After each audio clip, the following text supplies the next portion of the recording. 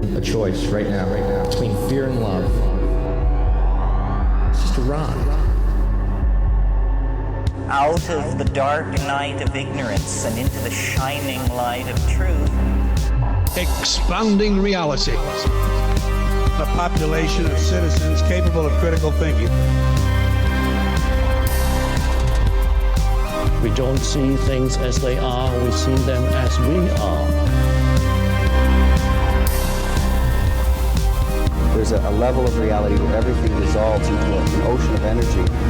We empower our experience by insisting on our authenticity. That's very profound. Very. Expanding reality. Welcome to Expanding Reality. I am your host, Brandon Thomas. On this very special episode, guys, we brought Mark Gober back to talk about his new book, An End to Upside Down Contact, UFOs, aliens, and spirits, and why their ongoing interaction with human civilization matters, and it absolutely does. Now, on this episode, guys, we talk all things contact, the interdimensionals, nuts and bolts, not yet fully understood fractals of consciousness, ancient accounts, phantom pregnancies, for Christ's sake, past lives, and of course, psychedelics. It's incredible, absolutely mind-blowing conversation. So all the ways to find Mark Gober and his incredible work, guys, one of my favorite authors of all time, is going to be located down in the show notes. Make sure that y'all check that out. While you're down there as well, check out some of the resource links that we offer. Food Forced Abundance, Get Your Freedom from Fear on. Opus, the organization for paranormal understanding and support.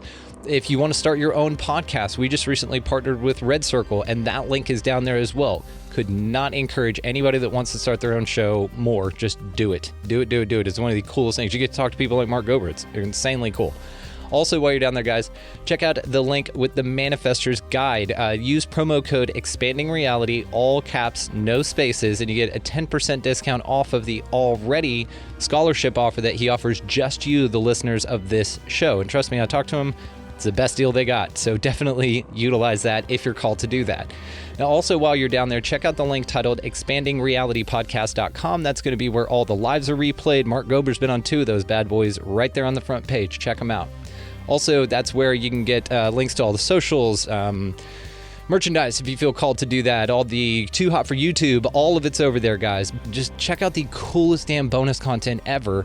Sign up to become an expansive insider. It's a monthly value exchange, and that's what we do here on the show. If you find the show valuable, click the link down there that says support the mission, and that is what it's all about. The whole sect of the website is just building and growing like crazy, an amazing community. Make sure that you check that out. All right, so let's get to this incredible conversation with Mark Gober. Welcoming to the show with his new book, An End to Upside Down Contact, we have the great and powerful Mark Gober. Dude, Mark, what's going on, man? How are you? Well, Brandon, thank you for having me back. Hell yeah. You have an open invite at all any time. So, dude, your new book's incredible. We have so many damn things to talk about here. Guys, for a little background on him, we're both tennis all-stars. I was in, we shared this, by the way. I was varsity tennis in high school, and then, of course, you were elected the captain of Princeton's Division I tennis team. So congratulations, sir. We'll have to play sometime. So the other thing we are here to talk about is your incredible book. Now, for all of the other ways to find him, guys, I will be linking all of this stuff down in the show notes. So An End to Upside Down Contact. What's up with that? Why'd you want to write on contact, man? I don't really know. That's the way these books go. I just become interested in a topic, and then I'm like, wow, this is really important. I should write about it. I mean, this had happened with my first book, An End to Upside Down Thinking, and people said, what are you going to write about next? And I said, what do you mean? I mean, I can't believe I wrote one book. I never expected to do that. And now I've written 4. And I continue to say that about the future. So with regard to contact specifically, it's been on my radar for a while. And the term contact, people generally associate with UFOs and extraterrestrials. And that's certainly part of what I looked at. But I looked at contact more broadly with other intelligent beings, basically, whether it's UFOs or non-UFO related. So if you look at it from that lens, when I'm looking at things like consciousness, which I spent so much of my other books and this book looking at, inevitably there are things like channeling, where people literally bring in other beings and then speak the words of that being through their vocal cords, for example, or near-death experiences where they're in another dimension and they encounter deceased relatives and a being of light. So I was encountering things like that for a while. And even in my early days, because a few people have asked me the same question, like back in 2016, when I first started on this journey, before I even knew I was going to write a book, I looked a lot at past lives and past life regression hypnosis, where people would be taken to their past lives with the guidance of a hypnotherapist. And what would happen often is that people would spontaneously remember being having past lives not on Earth, meaning they were not on this planet, and they were also not a human species. They were some kind of an extraterrestrial being. And actually, in my book, An End to Upside Down Contact, I mentioned the work of Dr. Linda Bachman, who I had been studying initially when I was looking at regression hypnotherapy almost 6 years ago, because she had an interesting story where she was a traditional psychologist. She had a deceased colleague, I believe, who then might have communicated with her after he passed away. So it changed her whole life. Then she began doing past life regression hypnosis to take people to past lives with no interest in aliens. And then spontaneously over time, more than half the people that she was counseling were talking about lives not on Earth, and they had very similar traits. There was this checklist she basically developed and ended up writing a book on what she called interplanetary souls. So I give this context because it's not, in some ways, it's not very new for me. It's something I've been looking at. I just never focused on it. But I will say that, you know, my previous book, An End to Upside Down Liberty, came out in the fall of 2021. And this new one, Contact, came out in June of 2022. So there wasn't that much time in between. And there was, I would say, a kind of a pivotal point in maybe January of 22 when I heard some podcasts. There's one I remember about the Secret Space program, which I had heard about before. It's very difficult to validate some of this stuff, but it's like, you know, you hear a few things that pique your interest and then it leads you down a rabbit hole. And when I get in that mode, I realized there's a whole bunch of stuff that I didn't know about. Like I knew about abductions a little bit, but I didn't know about all the details. And I was like, well, I need to understand this more. And other stuff we'll talk about. I realized there was a whole body of research regarding the nature of reality that I had to dive into. And when I go into that mode, I'm reading as many books as I can. I'm listening to lots of podcasts. So I binge shows that are talking about things where I don't feel like I know enough. So like your show, Brandon, I want to thank you. I would just binge Expanding Reality because you talk to guests that I hadn't come across before, and they're experts in their field regarding UFOs and other type of contact stuff, and a few other podcasts like Skeptico, Alien UFO Podcast, many others. And so that's the short version of how this book came about.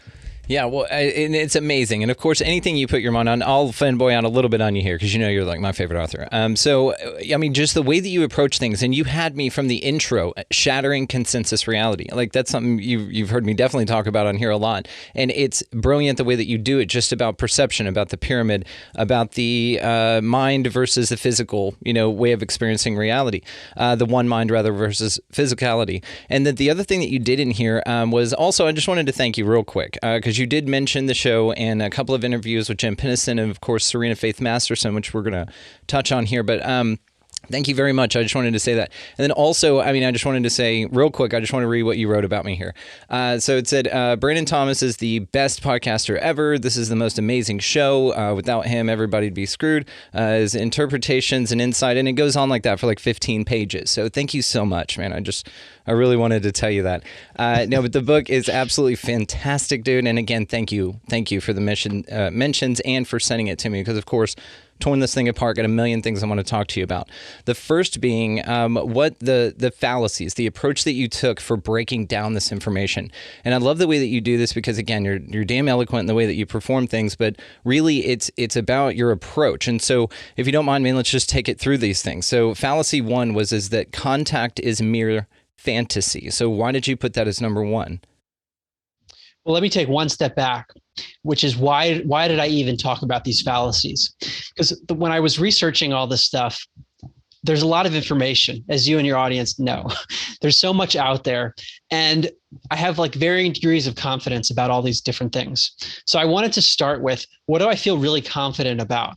That I can say with a straight face that I feel really confident that this is true. And the reverse is the fallacy, because my books are about the end upside down, and I'm looking at the ways in which we're typically not looking at things the right way. So that was my approach. These fallacies is like where I feel comfortable saying, nah, that's a fallacy. there were some other things. Maybe I have a belief, but I can't prove it. These fallacies I feel really good about. So the first one is that contact is mere fantasy.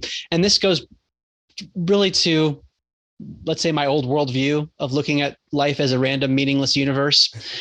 And people with that perspective, not always, but many of them would say, well, there aren't other intelligent beings out there. That's just our mind wanting to create meaning where there isn't any. Although I will say there probably are people who might say that we live in a random, meaningless universe and do think that those beings are out there.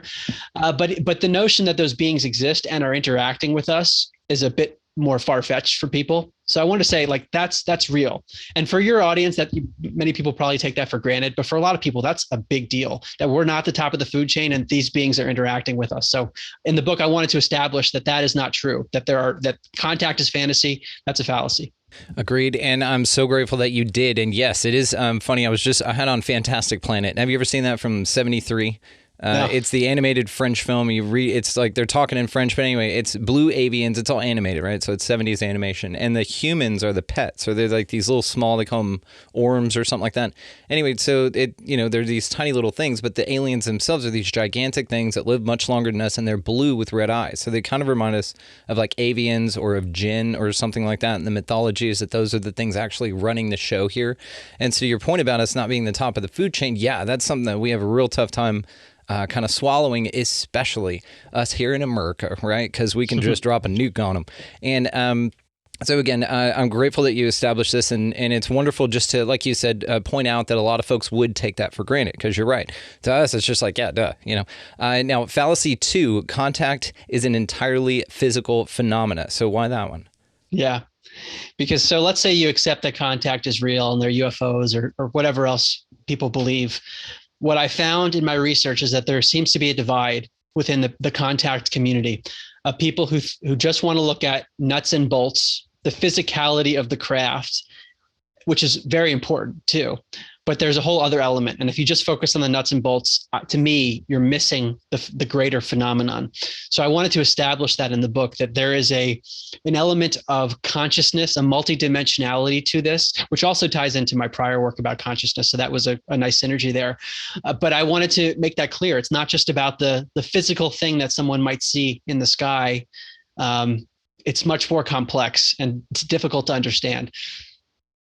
It really is. And I love, though, again, your approach to this, because we do look at it here on the show. Absolutely. This is the expanding reality model. Again, thank you for your kind words and being a listener. But this is what we do. We take in all of the information. Let's just talk about it, because it's very important not to get so focused. But I love the people that get so focused, because they're very necessary, because those are the guys that we go look at, guys and gals.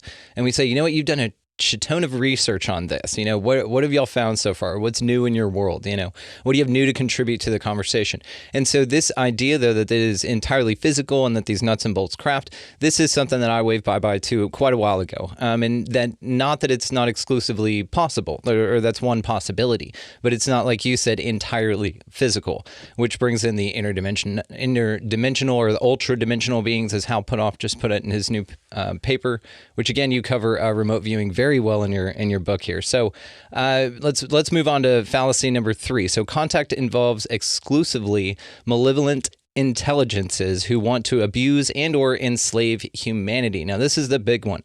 This is, from all of our movies and conditioning. What have we done? They've landed. They've never been helpful. We need to shoot them, and it's usually a big to-do.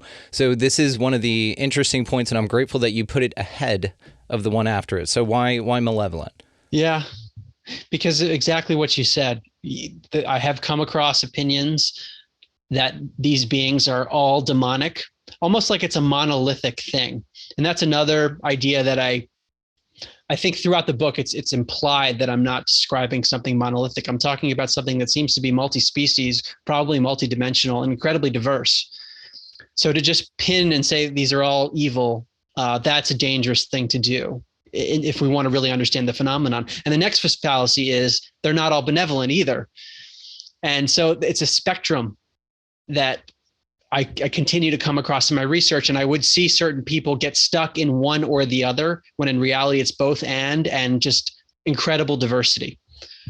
100%. Because if you think about also how, somebody interacts with even you, the same Mark, maybe you're having a horrible day and you go and you're just really mean to someone. Well, then that's their interaction with you. And they're going to go, man, I met that best-selling award-winning author, Mark Gober, and he was kind of a douche. But really, you're not. You were just having a moment. You know what I mean? And so to aliens or any kind of contact as well, maybe they're just having a bad day. Or maybe that was just the type of species that wanted to visit you, or, and we can get into motives and all that stuff, but it's all speculation, and wanted to visit you and check on you or whatever, and that was just your role in that, in that exchange there. And so it seems that, it's not exclusively any of these things, which again is so important that we do take for granted, because some folks can get skewed by their perception of things and not really look at the big picture. Because really, like in NDEs as well, and you point this out in your book, they're a very small percentage. Bad experiences and near-death experiences, psychedelic experiences as well, I'll just add that one. And then, alien contact or non-human intelligences, it's a very small percentage of negative or, not good, or it didn't feel good, Travis Walton type cases. So it's a very important distinction, and I'm grateful that you made it. So what's your kind of overall take on, intent? Do you have, any ideas? And again, feel free to speculate wildly, us here. Yeah, this is speculation now. And the intent, this is my guess, varies by the species, and maybe within the species, like with human beings, there's a big spectrum of what you might call psychopathic versus saintly. Yeah, we might probably have that within species. So absolutely. You might have extremes of some beings who are like angelic, who really they're all unconditional love, and they're here to help us and help us evolve. And then you have others that do want to enslave. Now, the way in which those beings interact with our world and what the percentages are and their relative influence, I really don't know. It's hard to say, because some people you don't let you remember. Like, we've probably all been abducted. It's just, some people don't get to remember, or there's the screen memories, which you eloquently put in your book as well. I completely agree, dude. So we're on to 5, because yes, it's the inverse of malevolent and benevolent, and we completely agree. So contact is an exclusively recent phenomena, and this is something very important to point out. So why? Yeah, well, especially in the news today, we're hearing much more about UFOs. It's becoming a mainstream topic. And since World War II, there have been many more reports. And really, since the advent of airplanes and flying crafts, we've had more reports, and maybe some of them are not actual alien crafts. But there could be this perception that, this has been going on for a relatively short amount of time. But if you look back in history and look back at even some of the ancient mythologies and biblical texts, what they describe, if you say, maybe let's say they're not talking about fiction, they're actually describing something that happened. Wow, that sounds a lot like what people are describing today with their interactions. So maybe this has been going on for a long time. And I think there's a lot of evidence to suggest that's true. Yeah, could not agree more. And some of the cases you point out, of course, are biblical passages, Ezekiel's wheel, the Bible, the Quran even has some accounts that could be interpreted as UFO experiences, which is cool. And of course, petroglyphs, cave art. All of that is very important to put into context. And of course, paintings. We've all seen those awesome paintings of like the, Mother Mary and she's holding Jesus. There's a UFO right outside the window, like beaming something down into her. It's like a damn UFO. And there's all these, the Nuremberg woodcut from like 1554, 52, I can't really remember, but it's got all of those, craft in the sky. I mean, it's got, it depicts like what have been reported as like the cigar shaped thing, which may come from the secret space program, by the way, which is really cool. And, all of that. And there's this huge battle, and like thousands of people saw it. It fell on houses in the town, and it screwed a bunch of things up and killed people. And it was an extraterrestrial battle in the 1500s. And so it is cool, that somebody reported stuff like that. I think it's fantastic, man. And so again, you point out wonderful examples in the book. Guys, check it out for sure. Going to be linked below. Now, Fallacy 6, of course, contact is a fringe phenomena that does not play a significant role in the direction of the human civilization. So what's up with that one? So this is a fallacy that I think is the hardest one to prove of the 6, but I do feel like it is a fallacy. In other words, I don't think this is a fringe phenomenon, meaning that whatever contact is happening, benevolent or not, it's having a significant impact on our world in some way. And it becomes more speculative in terms of how that's actually happening. But the point is that it's not fringe. This is an important area of understanding everything in our world. Because I do notice that some people, they might accept the reality of UFOs and say, oh yeah, of course there's other intelligent beings in this huge universe. They might have that perspective, but it's kind of this fringe thing. And there's some loony people that have had these experiences, but it's not really impacting our world. We have our own problems to deal with. I think there's an interplay, though. These beings are somehow influencing our world, and they might even have a stake in what happens. 100%. Now, I will say that I think that things like imagination and imaginary things have a real impact on our lives. And I agree with you. And this is the direction I look at it. As I say, it's made a massive impact on my life. You and I are sitting here getting to talk about it. And so it's made a real physical impact in life. But the impact that it makes even on us that want to entertain the thought that don't have cognitive memory or recall of being abducted myself, it seems that it plays such a cool role in connecting so many different pieces of the puzzle that, keep eluding everyone. But at the same time, the impact that it does make, like you said, it's not a huge one yet, but it's very just like the contact phenomena itself. It's very grassroots. It's very personal. It touches you. And that's something I definitely want to talk to you about, is the subjectivity of contact experiences. What have you learned about that? Well, it's critical because there is a lack of direct physical evidence. And I do talk about some examples of it, but it's much harder to come by. And for many skeptics, it's not sufficient for them. But there are many people who have had direct experiences and their lives have been dramatically altered, very similar to what happens after a near-death experience. And actually, Kenneth Ring wrote a book called The Omega Project in 1992. He's a psychologist from the University of Connecticut, and he was looking at near-death experiences, and he's well known in that space. But he decided to compare what happens to people after near-death experiences relative to UFO encounters, including alien abductions. And he found that there were many similarities in terms of the way that the experience impacted them, even though the experiences themselves were very different. So, for example, people tend to become more spiritual afterwards. He clarified more spiritual, not religious. Yes. They might even have Kundalini awakenings. But that's a deeply personal thing for it to happen to them. And it transforms them in a way that they typically can't describe adequately to people using language. There's an ineffability to it. And that's one of the big challenges in all this. As a researcher, but as just anyone who's curious to know about the phenomenon, we're often relying on what someone experienced.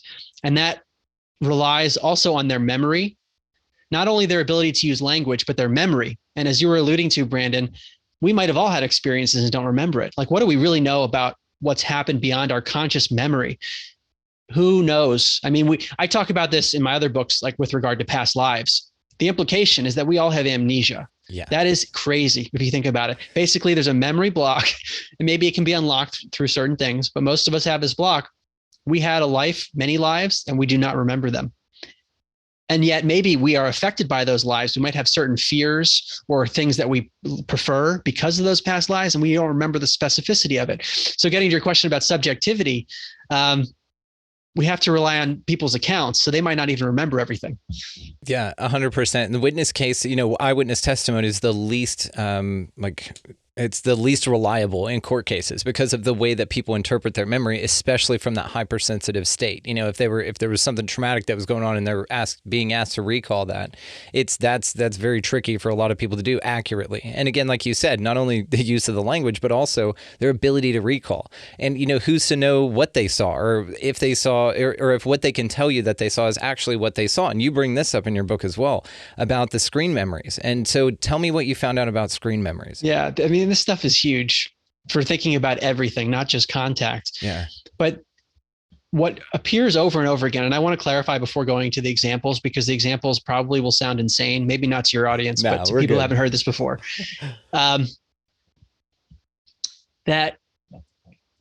These beings basically can appear in different forms to people. That's what seems to be happening. And it's not just one case of this. Otherwise, I probably wouldn't have talked about it. This is reported over and over again. And the ways in which they manifest, there's consistency. So these beings will often appear as owls or deer or raccoons. Mike Clellan is famous for having studied these owl accounts. And what he says is that, people will remember that they encountered an owl on the road, for example, and then they'll have missing time. Meaning they come back to their consciousness and a few hours have passed and they don't know what happened. So they still think it was an owl, but maybe they go under hypnosis, which in some cases unlocks memories. And the hypnotherapist will say, I want you to go up to that owl and just see what you remember while the person's in a relaxed state. And they'll go up to the owl and they realize, wait a second, this is not an owl. This is a gray alien. And it happens repeatedly. Wild, yeah. And even John Mack, who I talk about it a lot in the book because he's a highly credible person, head of psychiatry department at Harvard. He passed away in 2004, Pulitzer Prize winner. You could not be a more credible person. And he says these alien beings appear to be the consummate shapeshifters, meaning that they can change their form. And that's what he gathered when he talked to many, many people who had been through these abduction experiences. And he concluded that they were not psychotic largely, that something actually was going on. So what does that mean for everything in the world? If it basically means that there is an intelligence that can change the way it appears to us. So then how do we know that anything is what it is? We really can't know. If you want to be truly skeptical about this, we don't actually know what we're looking at. This is one of my favorite and most trippy things. Like, if you guys are driving, just settle down. It's this. It's that, nothing is what it is. Like, who knows? Who knows what the hell's going on? I'm always, saying like brain in a vat somewhere being sent electrical signals. That could be what's going on. And so you're absolutely right. And so this idea of, and I had Dr. Michael P. Masters on. He wrote an awesome book, Identified Flying Object. You're familiar, of course. And so when he was on, we were talking about, the possibility of it being like mimicry. Like in nature, we find that a lot. Now, octopuses are crazy about this, and there's conjecture that they're actually aliens anyway, the blue blood, the 3 hearts, all that cool shit. And then you have things like the moths that will have owl eyes on the back of them. That's the predator of the thing that feeds on them. And so this type of like mimicry or this camouflage, this aspect is very interesting, and it seems like we can't, or we don't know that we can yet. And so the fact that you mention it is very important, I think. And so another thing that I wanted to mention is David Jacobs. You wrote in here about, of course, when he met Bud Hopkins in 82, that's when I was born, no big deal. You talked about in his 1998, his second book, The Threat, that the book focused on an alien hybridization program. So this is another way that perhaps these things can blend into our society or, just walk among us, because this is what he was talking about. He said that perhaps hybrids would start blending in with our society and just kind of walk among us. So this idea is not only super dope, but also super terrifying. So what do you think about hybrids, man? Yeah, well, I think hybrids are real and that there is a hybridization program. This is something John Mack also said. I like to start with him as a Harvard guy, but David Jacobs, a Temple professor, Temple University. So what is the hybridization program? This is actually something I was not as familiar with until I started researching for this book. I had maybe come across it, but not in a serious way. And I realized this is fundamental to the phenomenon. Yeah. And what people report when they're abducted, and when I say abduction, I mean a person reports being taken aboard some kind of a craft, and typically they're operated on and they have sperm or eggs extracted or they're inseminated. There's a highly sexual aspect to this. And often there is discussion of hybrids, meaning that their genetic material is used, the human being's genetic material is used and blended with this alien species to create a hybrid that's part alien, part human. So I want to establish that this is reported all the time. John Mack talked about it too, David Jacobs, many others. This is sort of just common knowledge in the space, but the interpretation of it, people have very different opinions on it. So John Mack, I quote him in the book where his opinion after having talked to all these survivors of abductions is that this is in an evolutionary insurance program, that there are indeed hybrids that are being created, but it's sort of like, well, if we blow ourselves up, then the planet can be repopulated. Maybe other planets can be seeded with these hybrid species, but it's ultimately a benevolent thing. Another, David Jacobs has a darker take. Now, it's interesting the time frame here. John Mack passed away in 2004. David Jacobs, what he reported is that what people told him after their abductions started to change over time. So his most recent book, Walking Among Us, came out in 2015. So I always wonder what John Mack would have said. John Mack was more on the benevolent side of all this. He did say it could be very traumatic for people, but if they integrated it properly, they could have a spiritual awakening in a sense, because it was so reality and paradigm shifting. But even he acknowledged this was a very traumatic thing when people are taken, outside of their will, although that's a separate topic because at some level people might have agreed before birth. We can talk about that later. Yeah. But it didn't seem voluntary to many of them. That can be very traumatic for people. And he said if they didn't integrate it properly, it could be damaging to the person's psyche. So anyway, this is a long way of getting to David Jacobs, who what he started to find in people he talked to is that the program was about, this hybridization program is about planetary takeover, meaning that the hybrid beings would be created using complex genetic modification, I guess, such that the beings would be indistinguishable from humans, but they would have the mental capacities of these alien beings. And what he described is that many of the beings lack empathy, which for a human, we would say that's psychopathic. Yes. But it's sort of like they have this lack of empathy and also ability to control humans' minds and telepathic abilities. So they've got all this mental stuff going on, and yet they look like humans. And what David Jacobs talks about in his books, I mean, especially his book, Walking Among Us, it reads like science fiction. That's what's hard about this stuff. He's quoting, these are transcripts of what people are telling him, how they were tasked with training hybrids on how to be more human and teaching them about society, like basic things, eating, just you name it, the most basic stuff that they wouldn't know because they don't live here. He talks about these hybrids actually living in people's apartments so they can acclimate themselves. Now, I mean, he doesn't have a great solution at the end of the book. He thinks this is absolutely what's happening. He doesn't believe in some of the benevolent stuff. He thinks this is absolutely planetary takeover. These beings have done this before, and he doesn't really provide a solution as to what we can do to help. Now, I better pause there because that's his perspective. Not everyone agrees with it. I'm just reporting what he's talked about. It's a great account. You're absolutely right, because there is, just like this entire place, whatever the hell this thing is, duality seems to, you can't escape duality in any corner of it. And so even in the phenomena, no one can agree on anything, which that's fine. I mean, we don't need to. But really what's interesting is that the cases are really those two juxtaposed. It's either super, super awesome and dope and you come back amazing and awesome, or it taught you something in the form of a horrible lesson, or however you want to perceive it. Now, the issue I think a lot of people have with it was one, which is one I have as well. Now, I don't know what my soul decided to do before I came here, but I do know that I'm probably not okay, with someone just snatching me up and then, doing whatever they want to me or whatever. I'm like, bodily autonomy is something I'm a big fan of, and I wouldn't be too kindly to the understanding that it wasn't true. And so I think that, maybe that's why they don't let me remember. Maybe I go kicking and screaming the entire time because it's just like I do what I want kind of a thing, And so this idea that you're like being, I mean, it's called abduction, you're going without your will. And I'd rather, and then when we talk about screen memories and what they can make you perceive, perhaps they make you perceive it as an incredible experience. And perhaps it's something horrible for everyone all the time. If they're that capable of hijacking the way that they appear to you, of course they could do that as well. Now, the hybrids are an interesting one, man, because yes, this is paramount in the subject, and it's interesting for a few reasons. So if you say that something's a shapeshifter and something's of this world and not from it, kind of a thing, then perhaps one of the speculative ideas is that they're breeding here because they're more of an AI, or they're more of a ethereal, higher level being, and they need to get in a human body or come down to this vibration or this density, and that can be on a very physical level. It doesn't have to be anything woo-woo. And that's how they're able to operate here, even with like gravity and shit. Maybe they just can't walk around here because it's just too dense. Their avatar doesn't work here. And this would be a great way to integrate your species in, and yeah, man, take over. And it's crazy. Or maybe, I mean, what's something beneficial that hybrids are doing? What's like, something positive, a positive spin we can put on it? One of the reports, and I'm thinking of what Mary Rodwell has said, is that there can be an exchange where human beings agree, whether pre-birth or explicitly in this life, to give their genetic material in exchange for health or maybe spiritual development. I think things along those lines, where there's actually an agreement, there's a trade-off that's made.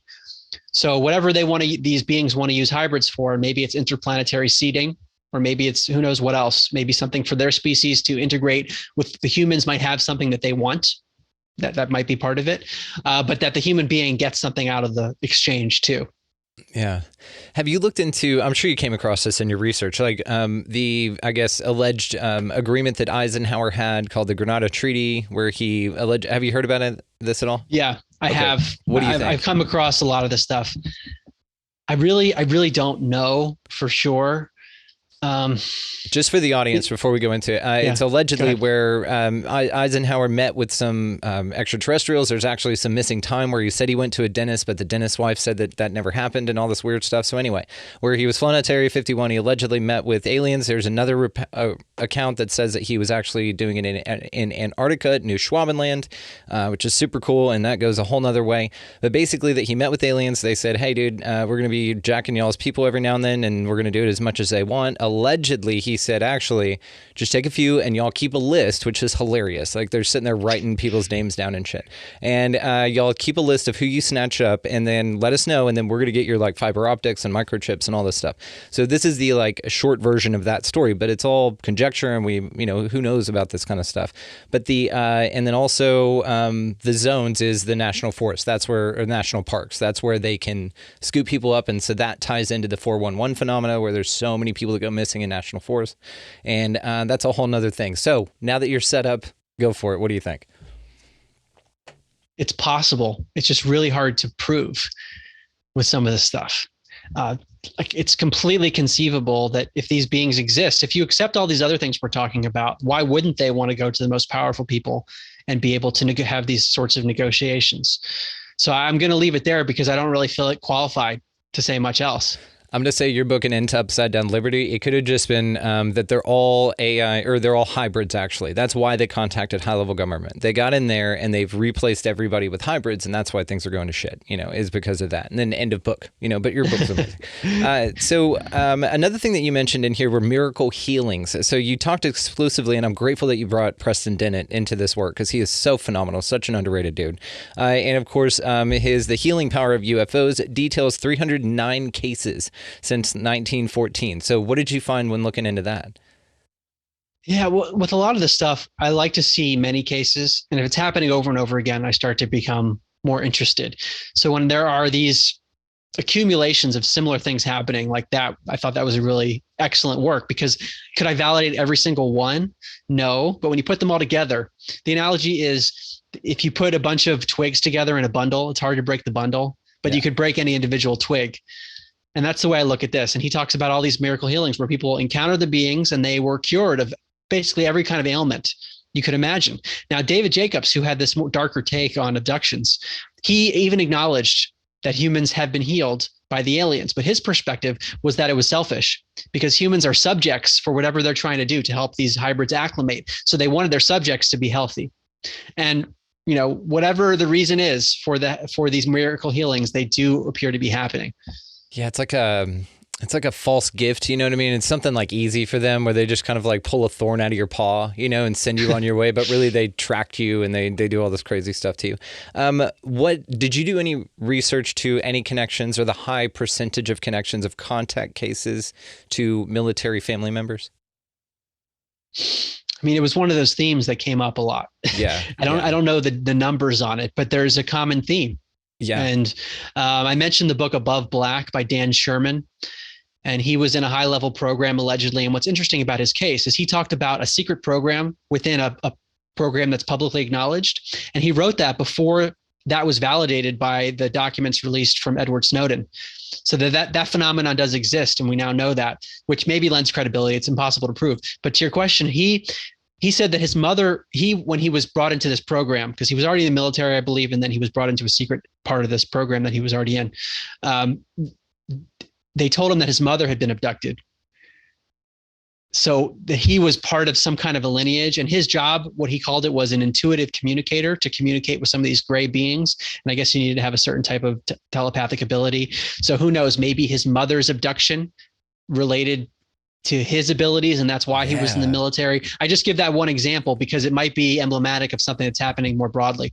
Well, it's so interesting because, of course, you'd want any type of extraterrestrial, non-human intelligence involvement to be something in a military family, because you're living on base. You're much more controlled and controllable, and monitorable, which also would kind of hint at some kind of cooperation, which is very, very interesting. Now, another, of course, military man that you, again, so graciously pointed out in your book, Jim Penniston, dude. So what made his story so compelling for you?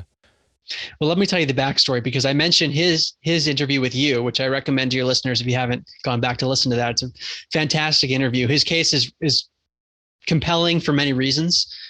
And when I was early in my research on this, probably in the January timeframe, that was one of the early interviews that I heard when I decided I want to learn more about this topic, not even thinking I was going to write a book yet. It was, let me start binging. And I was looking for your interviews where you were talking about UFOs, and Jim Pennison might've been the first or second one.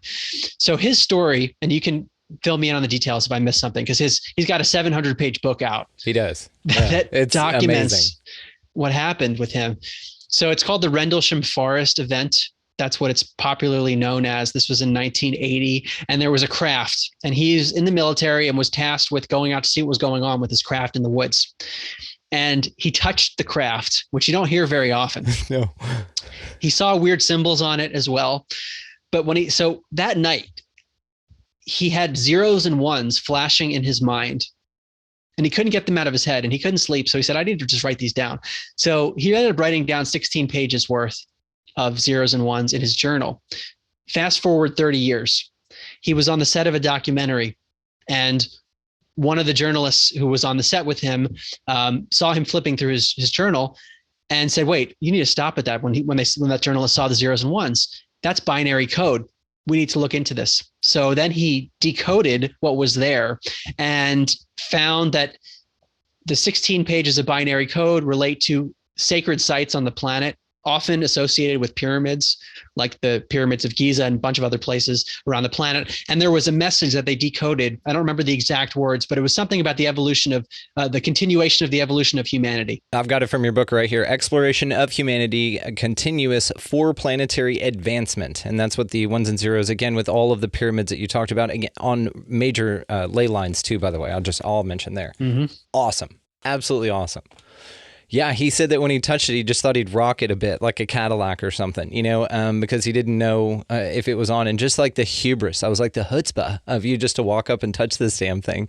And yeah, he said he couldn't sleep, but it's a phenomenal case, and it's so fascinating. And he said that 703-page book wasn't even the complete story. There's more he could have told on that, and I believe him. So I want to ask you about a few other ancillary phenomena that have to do with contact, but that still fall into the contact, arena, because of course Hynek's delineations or whatever. Now, when you talk about contact, have you gone on, or would you be interested in doing any CE5 stuff? Because I know some folks. That'd be fun. Yeah, so CE5 is basically induced contact. That you can get together as a group and put your mental intention in the same place and basically summon these beings. I am personally very cautious regarding all of these beings. And it probably comes from a lot of the early spiritual research I was doing. One of my big influences was Dr. David Hawkins, who I never met. He passed away in 2012. And he's known for the book Power versus Force. Actually, that's my least favorite of his work. Some of his other work to me is like top notch. He has a book called The Eye of the I, the second one he wrote. His third book is just called The Letter I, Reality and Subjectivity, one of my favorite books of all time, but it's super dense and thick. And then his last book, Letting Go, any of his books, they're all good. But he was a classically trained psychiatrist, like the top psychiatrist in New York. At the time was an atheist, and then had a spiritual awakening. And then later, after having many spiritual awakenings and reaching states of unity consciousness, he started writing books. He felt like he needed to come. So he left his profession, went into the woods for several years, meditating in states of bliss, and said, I need to come back to the world to try to talk to people about this. So that's the background here. He talked a lot about other beings and these other realms. And he says they absolutely exist. But number one, he considered it to be a distraction, because he's like, look, I'm teaching the path to enlightenment, and that's really the most important thing. People are going to get distracted with this other stuff. You got to work on your own stuff. So don't get distracted with it, number one. And number two, he said, you could be dealing with beings that are so far advanced. And he would always say, they've been around for eons. You don't know what you're dealing with. You could be deceived by a being that masquerades as completely benevolent, but then gets you off on the wrong track. So I'll give another example of this. In my book, An End Upside Down Living, my second one, where I talk about just approaches for living life from a spiritual lens, a woman who was channeling, so she was summoning these beings, not CE5 per se, but it's kind of similar conceptually, bringing in external beings, and they were guiding her through her life. They were helping her with life decisions. And at one point they told her she should leave her job, which she was very skeptical about. She was like, this is a big decision. She decided to do it. And it turned out to be a horrible decision. Oh. And she remembers that the beings were then laughing, and they told her to kill herself. So she realized that she had been fooled by these beings. I don't know if I think they were just, in her mind, that she was communicating with them metaphysically. But that was a big red flag for her. So that's kind of what David Hawkins was warning about. Now, I do think there are benevolent beings too, but like Hawkins would say this too, it's hard enough to discern what's going on the planet with physical beings. Like there's so much deception here. How can we really discern on these other levels? And so I want to clarify one thing, because like in Hawkins's work, it was more about the path to enlightenment. He didn't talk about as much about this stuff, acknowledging that there were other beings.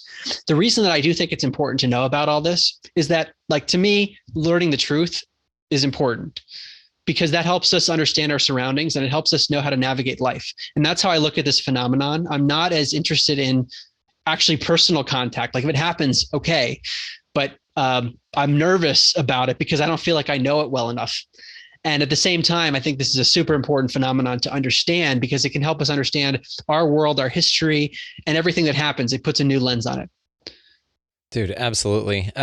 In the idea of the subjectivity of the contact phenomena, did you ever find, or have you heard of the idea that that whenever somebody gets contact, let's say by one species of alien, right? Let's say that it is just that, then you generally get contacted by that species the entire time, and it's not generally a variety. Like there's such a small percentage of cases where there's multiple races of entities that are meeting with folks, and usually it's like if you get the Pleiadians, you get the Pleiadians forever. Almost like they adopt you. Like I've brought up the example before of like, when I was in third grade, we adopted a whale, you know what I mean? And so we all paid like $7 and you get to save a whale or something. So maybe you're like their whale, you're their human that they adopt, and then the Pleiadians have you the entire time. The Greys pick somebody else. So what do you think about that? Have you come across any of that? Yeah, I mean, just anecdotally, that does seem to be a theme that comes up. There's a continuity. And I'm thinking it relates also to the concept of spirit guides. John Mack talked about this in one of his cases in his book Abduction, written in 1994, where he goes through very detailed case studies of people that he talked to, both before hypnosis, they reported what they remembered, then after hypnosis. And usually there was a discrepancy, like more granularity came out, which again points to this issue of what's with our memory. But there was a case he talked about where the alien beings, one of the women that he was advising and helping through this process, she was trying to process her alien experiences, but this being had helped her through past lives as well, this alien species. Wild, right? So there's something going on. There's like maybe a galactic heritage. And now I'm getting into the really speculative stuff that I've heard, but I could never prove, that maybe we have galactic heritages from our past lives.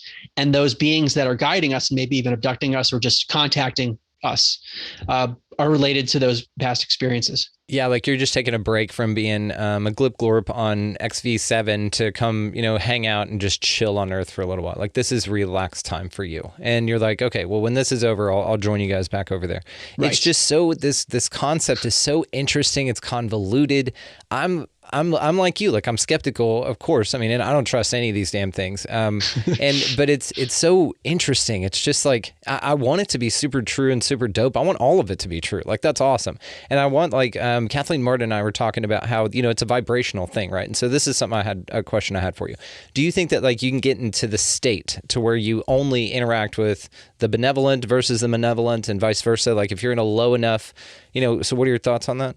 Yeah, I've heard lots of opinions about this because I've asked myself that same question. Because part of me says, are we supposed to interact with them? Should we be trying to reach out to the benevolent ones to help us? And I will say this, before I write all my books, even my first book, I sit down and I say, I'm not the author of this book. Like whatever benevolent forces exist, like I will be the physical vessel for this, but this is for the highest good. Help me to do that. Yeah. So there is the part of me that is contacting in a way, but it's a little bit, it's different. I'm not like trying to summon something in the sky. I'm not asking for that directness, but I'm acknowledging that whatever intelligence comes through all of us is not me, the ego. So from that perspective, there's probably benefit to it. Just so many people even talk about that, and like lots of advanced spiritual teachers will talk in that way of like they call it the humility, to try to have that humility of you're not really you're the vehicle, but it's not all you. There's something else I wanted to say. Okay. So going back to a story from David Hawkins. So part of me probably agrees.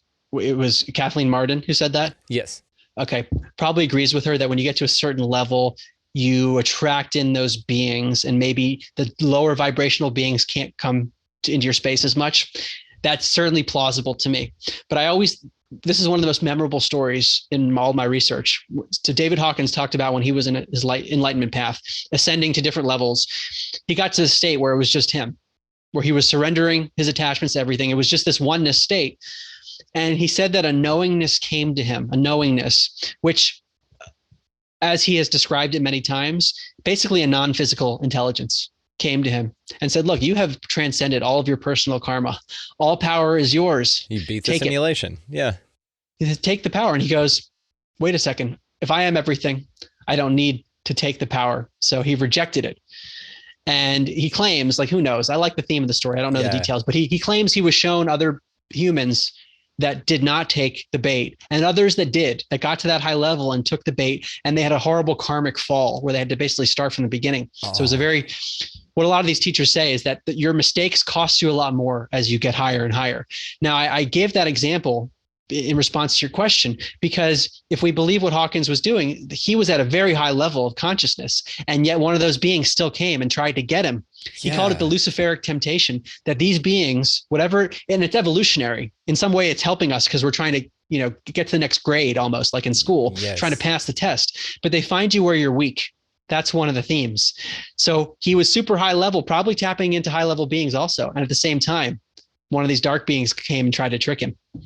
See, yes, because this is the idea of like the Mr. Smith and Neo, the Jesus and Satan. Like it's all like this dualistic thing. And again, even at that level, it was probably just you or that other part of you that's necessary for the balance. So this is kind of interesting because I've wanted to know for a little while, or I've asked the question, is there a level at which we escape duality and where there's just kind of some knowingness or some understanding, and you're not constantly, in fear of screwing something up, or that you're being tested or deceived, like everything wants to kill you or trick you.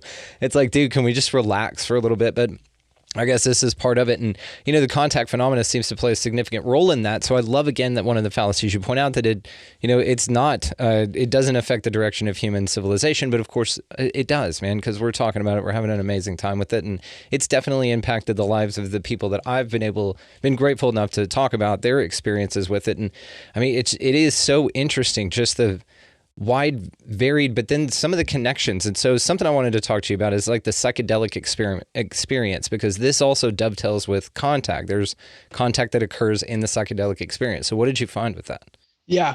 And I want to preface this answer, and also this goes back to my previous answers, with I'm giving my speculation. Like, I haven't had these personal experiences, so I really don't know. I'm trying to intellectualize based on all the information I've taken, but I don't know the rules to all this stuff. You never done mushrooms? I haven't had, Bro, get your ass out to Texas. We'll do some mushrooms. Okay, go ahead. Yeah. But so when I talk about DMT and these people encountering entities, like, I haven't directly experienced that. You know what I mean? So I'm reporting on like what Rick Strassman from the University of New Mexico is saying. And so his experiment was fascinating because in most cases, you can't get approval from the government to administer psychedelics. And DMT is one of the dimethyltryptamine, DMT for short, is naturally produced by the body. It's found in nature, but it's decomposed very quickly. So people aren't tripping all the time. But if you give it to people intravenously, you have this artificial trip. And that's what he was doing. I should also mention with ayahuasca, that is a way of keeping the DMT active in the body. So it's a plant brew where the chemicals keep the DMT alive. So people have crazy trips, but it's also associated with what people call mother ayahuasca. So this conscious being that is there guiding the process, which is also pretty interesting. Very. So long way of saying, okay, Rick Strassman giving people intravenous DMT, and people were regularly encountering beings, other intelligences. And this was not something he expected. Like he ended up actually shutting down the experiment because he wasn't expecting this to happen, and he had some ethical questions about, like, I'm exposing people to all these beings. But one of the things I've encountered in my research, which I was not expecting, is that many people reported having abduction experiences, meaning the same thing that John Mack was hearing from his subjects. People were feeling that on DMT, which gets to the second fallacy that I talk about in the book, the idea that this is not an exclusively physical phenomenon. So what's going on? Someone's being given DMT. They seem to go into another dimension of consciousness, and they feel like they're having an abduction experience with some of the same species that people report otherwise. Now, John Mack also said that in some cases, the person was physically taken, but in other cases, it didn't seem that there was a physical movement. So what is there another dimension of consciousness or dimensions in which these things are happening to people? And at some level, it is very real because it's having an effect on them. But it's not real in the way that we consider this reality to be real. It's like there are different levels of experience, and DMT might be a portal. That's how I look at it, that these psychedelics are portals into different dimensions of reality in an almost uncontrolled manner, in that, like relative to meditation, for example, that's a bit more controlled. With the psychedelic substance, it's going to happen to you whether you like it or not. You might have a certain mindset that people talk about set and setting, but it's going to take you where it's going to take you. And people experience beings. They definitely do. And most of the time they're very helpful. They're always helpful, right? Even if they scare the shit out of you, there's still value in that. So, and whenever you talk about, the DMT specifically, how there's, these machine elves that they talk about, these other entities that are there. And, one of the things I think about whenever is this theory that, psilocybin mushrooms are actually an entity themselves. And so they actually hijack your consciousness in a really interesting way. Now, a lot of parallels can be drawn there. So you get a psychedelic experience, an otherworldly, very different experience with either you're scooped up by aliens or you're taking mushrooms. And then also when you come back, or come down or return to baseline, it's a very, calming experience. You realize, that you're all one, or that the world is a lot bigger, or your role in it's more important. Also, you tend to care for nature more. So what are the aliens always talking about? They're saying no more nukes, no more any of that kind of stuff. So there's so many parallels that can be drawn. And so maybe it's just another messenger for the same consciousness, I've looked at it like, it's just another representative for the same idea. It's just that's the way that some people want to be spoken to in that way. So let's do some fun ones here. What do you think about crop circles, dude? Still kind of technically contact. Yeah. I mean, it came up in my research. I don't know as much about them.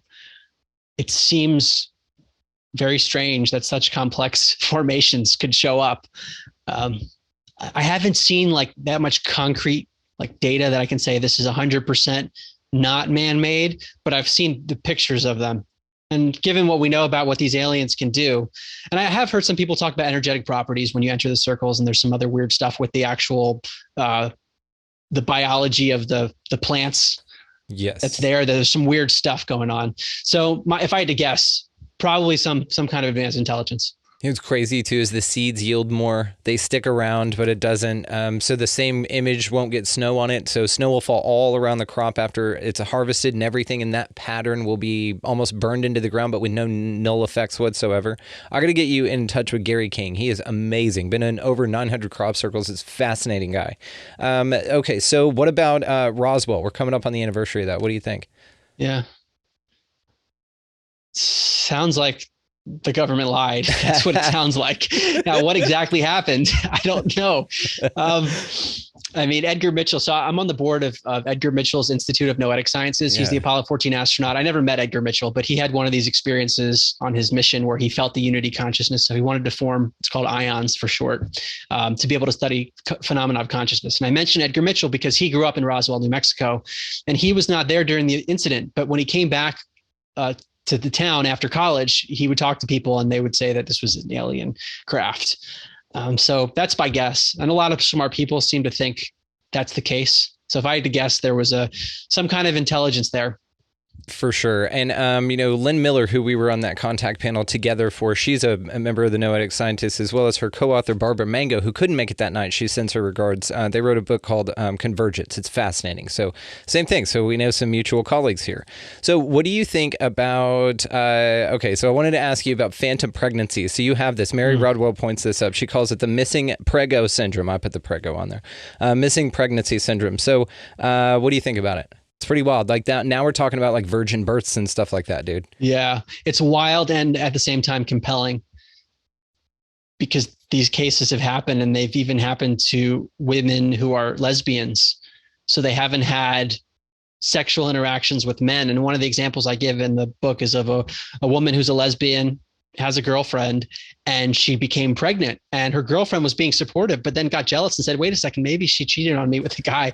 Yeah. And then actually the pregnancy disappears. That's what seems to happen all the time. John Mack mentioned this as well. And what he said is that the gynecologists haven't been willing to take this extra step to say, yeah, like something bizarre is happening, that maybe this was an implanted hybrid or something, and the aliens took it.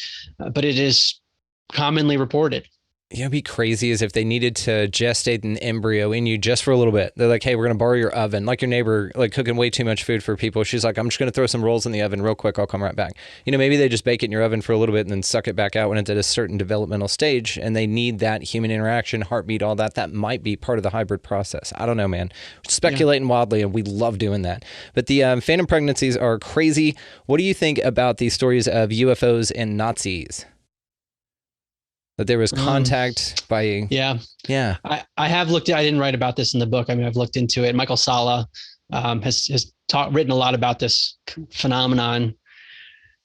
It's certainly possible. I don't feel like I'm well enough versed on the history of post-World War II Nazis and, the theory that they were in South America and Antarctica and all that stuff. It's all related to that. And I've heard the theory that the 1952 sightings in Washington, D.C. might have been related to this advanced craft. So I'm going to put this in the I really don't know category, but it's certainly plausible, especially if you believe what some people say who claim to have survived from the secret space program. There is this notion of Nazi culture that has survived, and they're involved in these programs. So if any of that stuff's true, then to answer your question, that would be a yes, most likely. It's just really hard to nail this stuff down. I mean, with some of my other research, with psychic abilities, I can point you to all these peer-reviewed papers and be like, I feel comfortable saying for sure. Yeah. But this other stuff, I really don't know. There's a lot of compelling stuff out there, but there's also some disinformation out there. And for those reasons, I don't know exactly what's going on. Well, this is what's fun about this show, man, especially. No one's going to hold you. We know you're legit, dude. Nobody's going to hold you to if you want to. We can even have a code word or something to where, hey, everything I say after this, don't quote me on. We're just going to have some fun with the idea. Because I'll tell you what, some rants like that has led me to some pretty cool understandings, I feel, where I'm just where are you going with this? Oh, there you are. And there's a clearing of consciousness right there. And I wouldn't have gotten there if I had not stumbled down some crazy path. Well, so, let me add, Brandon, that with my research, I'll go down the rabbit holes. Oh yeah. I'll read all the stuff, I'll research it. But in terms of what I'm willing to say, I conclusively think is true. That's, it doesn't meet the threshold sometimes, but there's some compelling stuff. Absolutely. This is this whole show. This is all I do. I just talk shit, and it's great. Yeah. So let's touch on disclosure, and then I'll probably let you run here, man. So disclosure, man, how does contact affect it? And what do you think about disclosure, dude? I just don't trust what we're being told. That's my summary. Because if you look at history, why would you trust anything that the government's doing? They're telling us things that they feel. This time though, dude, it's this time they're telling you. Right. Yeah. So the question is why? Because something's changed, even in the last year, that this is a mainstream topic. I mean, I couldn't believe it. The Wall Street Journal mentioned my book in an article about Putin and the UFOs, which tells you something, because my book talks about some crazy stuff. It's amazing. And they're willing, right? They're willing to talk about UFOs in a mainstream capacity. Why is that? Is it preparation for something? I know people speculate that there's some kind of false flag. I don't know, where the idea, and correct me if I'm wrong, the idea is that there would be a staged alien invasion and it would be viewed as a threat. And therefore the government could say, we're here to protect you, this threat that we created. We're not going to tell you we created it, but now we're going to take away your rights and all those sorts of things. So that's one idea. Another idea that has crossed my mind is that maybe the government knows that there's enough information out there for grassroots knowledge to become more widespread. So by dribbling out information, they won't seem like they're so dishonest. It won't be as much of a stark, oh yeah, aliens are real. It's kind of this dribble to warm people up. What do you think? I think that some people say that they've been doing this in the form of predictive programming since the early forms of the movies. And Robbie Graham wrote an awesome book, Silver Screen Saucers, and it's all about this idea that the government control of the narrative of non-human intelligence or whatever is in TV and movies from the 50s on. And then they kind of lightened up when Michael Bay would say, "Hey, we're going to put the U.S. military in our movie, but we're going to kill the aliens." And so they could put a bunch of truth in there or whatever. Even when Spielberg wanted to do Close Encounters of the Third Kind, he reached out to the military and to NASA for resources, right? And they both told him no, and then NASA actually wrote him and said, do not make that movie, right? So there's kind of this apprehension of the consciousness surrounding it. But now that, like you said, I do think that the cat's kind of out of the bag with it, and that there's so many people questioning it in a positive way to where I think that the scare is over, as far as letting people know, but I think they're not done scaring you with it yet. So I do agree with you that it's probably a false flag type of a thing is what my like if it's left up to them, yeah, man, that's what they're going to do. They don't do things, you and I are under the same impression with daddy government there. But it seems to me also with Sergei Manass's work from the 90s. I don't know if you've heard of his book, Project Blue Beam. He died under very mysterious circumstances after reporting that information, and it's all about this idea of these 7D holograms. This is back in the mid-90s, talking about sky-to-skull technology, 7D holograms, all things, by the way, that have been declassified along the way. And you can see 7D holograms now, and they're doing this stuff. Also, these like weird sounds in the sky could be the testing of this kind of thing. Whenever I see the government like you say, hey, this is UFOs, here they are, here's aliens, then I'm just like, okay, how are they going to co-opt it? And so I wasn't excited about it like everybody else. I was just like, shit, okay, Project Blue beaming it up. And it's just it's a really interesting thing when you really look at it, man. But like you, I don't trust it. And so hopefully they have some cool fireworks, if they've been flying craft around and they've had a bunch of reverse engineered alien technology or whatever, and they've got those craft, those TR-3B allegedly and all of those, then hopefully we get a cool show out of the deal. I don't know. I mean, even von Braun on his deathbed said that would be the last card, was the alien invasion card. And so now that they're putting it in your mind, makes me think it's some endgame shit. Democracies last, 250 years? We're on 247? I don't know, dude. I mean, who knows? Ronald Reagan said it.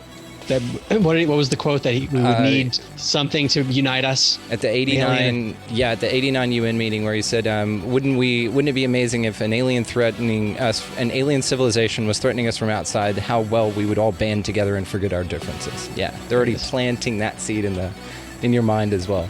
Damn. Well, dude, Mark Gober, I could talk to you forever about this, so I'm going to let you run, Bubba. But guys, an end to Upside Down Contact, and all of the ways, of course, to find him are going to be located down in the show notes. Love the shit out of you, man. Thank you so much for this. This is awesome. Thank you. Thank you, Brandon. Want to take a moment and thank Mark Gober for coming by and hanging out. One of the coolest dudes ever. Easily one of my favorite authors, guys. All the ways to find him will be located down in the show notes. Definitely pick up an end to Upside Down Contact. It is fantastic. We just scratched the surface on this conversation here, guys. So definitely check that out. While you're down in the show notes checking that out, also take a gander there at our resource links. We have Food Forest Abundance. We've got Opus, the organization for paranormal understanding and support, as well as we just recently switched our hosting to Red Circle. So if you guys want to start your own podcast, could not encourage you to do that enough. Check that link down there titled Start Your Own Podcast. That's it. It'll take you to Red Circle, and could not, again, recommend them enough. So also down there, check out the Manifester's Guide. This dude changed my life, and he's offering you guys a stupid sick deal just for listening to this show and engaging. So the link down there is for a sponsorship that he's got just for you, the listener of this show. And trust me, I know his other offers. This is the best damn one you're going to get.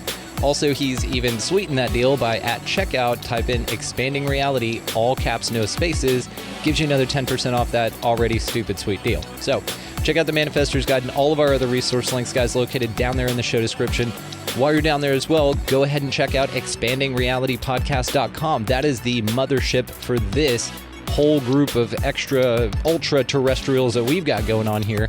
And it's got all the cool things. It's got replays for the lives, which Mark Gober has been a part of 2 of, and they're up there on the front page. Also, the Too Hot for YouTube stuff, as well as links to all the socials and merchandise and blah, blah, blah, all that stuff. But while you're over there, sign up to become an Expansive Insider. Remember, this is a wonderful way to show your support for the show that is just here to expand your reality and encourage everyone to ask more questions.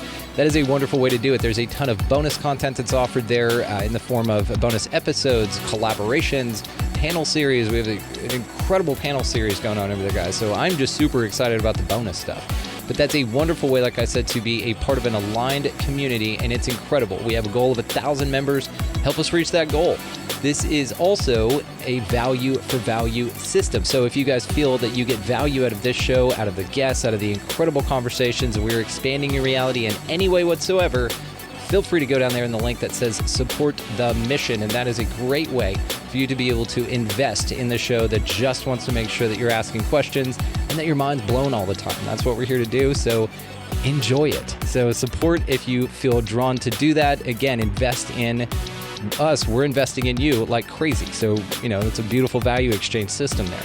All All right, guys, go out into this incredibly beautiful place, whatever the hell this thing is. Y'all pick up a piece of litter. Be nice to everybody that you come across. Go ahead and, buy somebody in line around you a coffee or a meal. Something small goes a huge, huge way in the ripple effects in the collective. It's insane to watch, and it's a joy to participate in. So make sure that you're taking advantage of that if, again, you feel aligned with that. Also, get the hell out of the left-hand lane. That's a huge pain in the ass. You got somebody behind you wanting to pass. And beyond anything else, guys, go out into this incredibly beautiful, mysterious, mind-blowing place, whatever the hell this thing is. And y'all just be good to one another. Thank you so much for listening, for watching, for engaging, and for being so damn awesome. We'll see you next time.